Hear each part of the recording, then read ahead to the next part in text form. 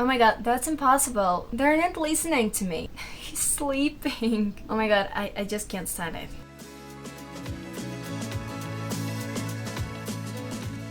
Hi guys, my name is Ella. Welcome to my channel where you can find some information about languages, its learning process, my home country which is Latvia, and my experiences here in Mexico. As I am a translator, interpreter and also teacher, I would like to share with you some of my experience of the online lecture. E-learning, how is it? What is it like? What are the good things? What are the bad things? So let us discuss that. So first of all, talking about the e-learning process. So first of all, let's remember that it's happening in all the countries. So that's not something that you are suffering exclusively in your city, in your town, in your country. It's on the world level, the global one. So first of all, let's see some advantages. For example, one of the greatest advantages that I see in e-learning is that you can save your time on the transportation. So 1 hour, 2 hours that beforehand you were spending on moving from one place to another one, now you can save it and use it effectively for something else. So for example, as a teacher, now you're able to give one more class, one extra class,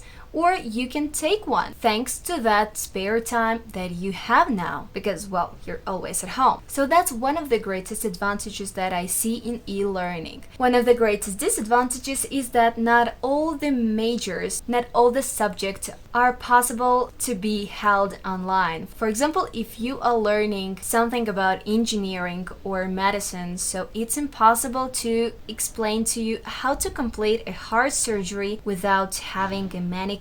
So because, well, you don't have all that stuff at home and there is no use just listen about it for a million times and not being able to do that yourself. So some subjects are really much more affected than some other ones. For example, in my specific case, as I teach languages, I think we are not really suffering so much because, well, basically it is different the way I should hold my classes. However, it's not so extremely terrible if you take them online. It's quite alright, you will learn the same. Another interesting thing that I have observed, and let me know in the comments whether you agree with me or not, what I have observed is that this e-learning has also shown the responsibility that each student has. I'm referring to the responsibility of, if I want to take this class, I will pay attention to the teacher. And if I really don't care, well, I will be in my cell phone, I will be talking with my family members, and the teacher just is going to be on the background and I'm not going to pay attention to him or her. And then there is a perfect excuse that I had taken only online classes and they are useless and so I could not learn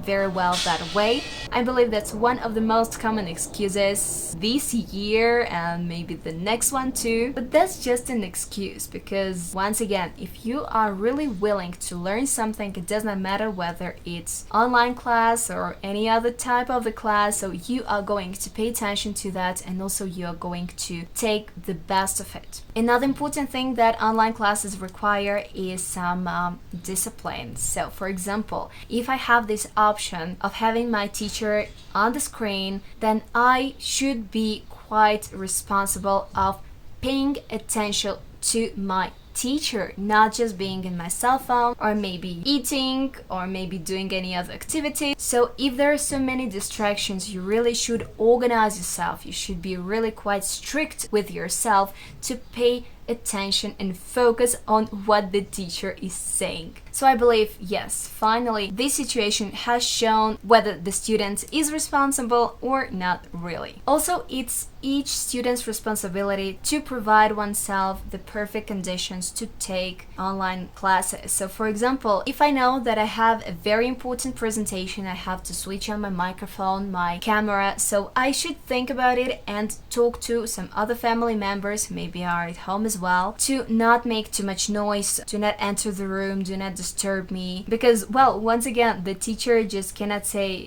hey mom, do not do so much noise please, because your kid is actually conducting a presentation or something. Well, no, that's the student's responsibility. In general, this responsibility also includes kind of these communication skills, like for example, if I can arrange good timing and schedule of silence or anything else that I need, some respect for each family member to have a very comfortable space to be able to work or study from home. So this communication now in the family is very, very important as well. What I must say is that I really admire teachers who work with kids. Oh my god, if in the present mode it's very hard sometimes to control the kids, now when you're just on the small screen and just on the background and the kid can do whatever he or she wants, and also maybe parents are not really helping the situation and they're distracting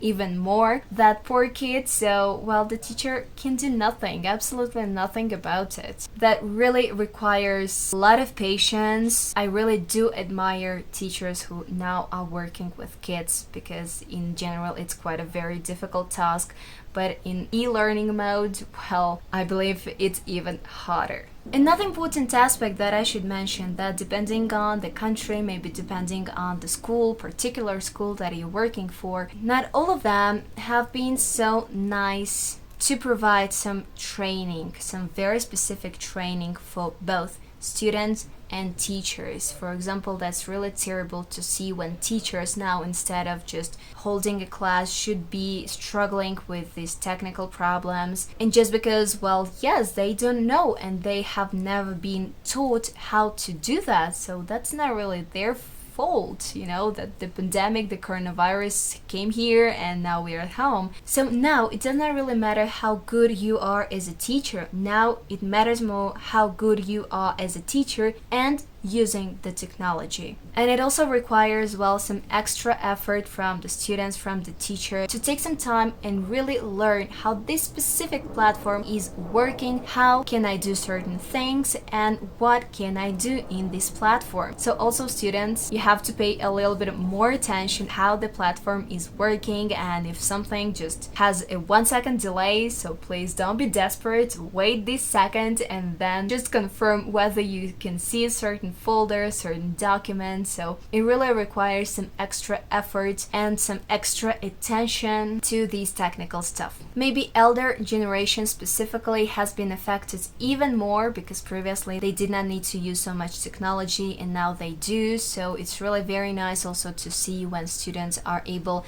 to help the teacher instead of just laughing. It's so nice, it's so cute to see these kind of moments. You have this kind of support from your students, so that's really nice. And the last but not the least thing that I would like to mention about the online classes is that now I believe teachers are much more vulnerable to absolutely anything, what you say, the way you behave yourself. So students as well, by the way. For example, if you are sleeping during the class, now you might be caught on camera. That once again refers to the discipline that you should have, because for example, if you're taking your classes while you're in the bed, well, you should pay attention and be careful and not to fall asleep during the class. And also obviously coming back to the topic of vulnerability, well, yes, if there's any kind of situation now, it can be uploaded to YouTube by the students making some pranks or whatever, jokes, or maybe also trying to make teacher very, very, very angry, and then when finally he or she gets angry, well, to show how terrible my teacher is because he or she was screaming or saying something bad, and well, no one would care that actually that was the student that was trying to achieve that, you know, and nobody is going to investigate that really. There's just going to be that video that may cause many problems to the teacher. So I believe we're still in that process of establishing some ethics on the internet, despite the fact that maybe not always we can switch on our cameras and there's just this icon of us appearing. We have to remember that behind that icon we have a real human, we have a person, and we should respect him or her. This is something that I believe we should still develop and bear in mind all the time, that we cannot just be hidden under some icon and do whatever we want or say whatever we want. We have to keep the same respect as if we were able to see these people in real life. Well, tell me whether you like this video, whether you agree with that, or maybe there are some points that you disagree with. What do you think about it as a teacher